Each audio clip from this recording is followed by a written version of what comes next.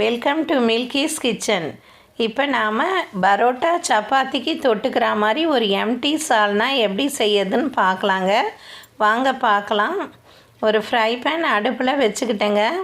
1 spoon எண்ணெய் விட்டுக்கிட்டேன். சோம்பு 1/2 spoon, பட்டை 1, லவங்கம் 2 சேர்த்துக்கிட்டேங்க. நல்லா வதக்கிக்கங்க சோம்பு பட்டை லவங்கலாம். இஞ்சி தோல் சீவி சேர்த்துக்கிட்டேங்க. பச்சை மிளகாய் 2 சேர்த்துக்கிட்டேன். தேங்காய் சேர்த்துக்கிட்டேங்க. நல்லா வதக்கி விட்டுக்கங்க. ஒரு மிக்ஸி பவுலில் போட்டுக்கிட்டேங்க. அதே ஃப்ரை பேனில் நீல வாக்கில் 2 வெங்காயம் கட் பண்ணி அதையும் சேர்த்துக்கிட்டேன். வெங்காயத்தை நல்லா பச்சை வாடை போகிற வரைக்கும் வதக்கிக்கங்க. தக்காளியும் நீல வாக்கில் 2 சேர்த்துக்கிட்டேன். வெங்காயமும் தக்காளியும் நல்லா வதக்கி விட்டுக்கங்க. ஒரு தட்டில் கொட்டி ஆற வச்சுடுங்க.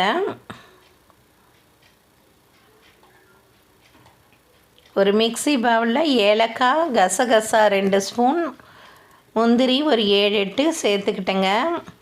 பூண்டு ஒரு 4-5 பல் சேர்த்துக்கிட்டேன். ஆற வச்சுருக்க வெங்காயம் தக்காளியும் சேர்த்துக்கிட்டேங்க. எல்லாம் நல்லா பேஸ்ட்டு மாதிரி மைய அரைச்சிடுங்க.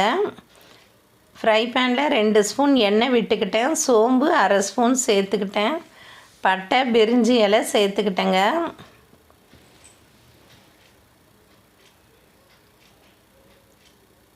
பொடியாக கட் பண்ண ஒரு வெங்காயத்தை சேர்த்துக்கங்க. நல்லா வெங்காயத்தை கோல்டன் ப்ரௌனாக நல்லா வதக்கிக்கங்க. தக்காளி 1 பொடியாக கட் பண்ணி சேர்த்துக்கிட்டேன். தேவையான அளவு சால்ட்டு சேர்த்துக்கலாங்க.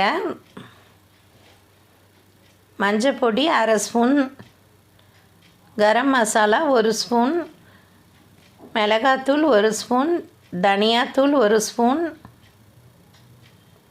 ஜீரகப்பொடி 1/2 ஸ்பூன் சேர்த்துக்கிட்டேங்க. எல்லாம் சேர்ந்தாப்பில் நல்லா வதக்கி விட்டுக்கங்க. நல்லா வதங்கந்தான் அரைச்சி வச்சுருக்க பேஸ்ட்டை சேர்த்துக்கங்க. நல்லா மிக்ஸி பவுலை கழுவி தண்ணியும் விட்டுக்கங்க. நல்லா 2 டம்ளர் தண்ணி விட்டுக்கங்க எக்ஸ்ட்ரா.